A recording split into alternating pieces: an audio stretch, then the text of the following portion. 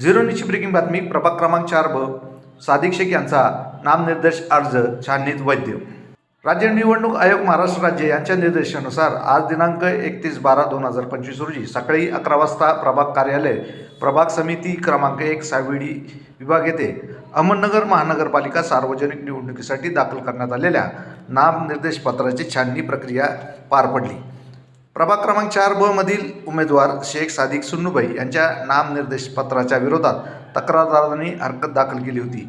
या तक्रारीच्या अनुषंगाने अर्जदार व सामनेवाला यांचा निवडणूक विभागाकडून नोटीस बजावून सुनावणीसाठी बोलवण्यात आले होते.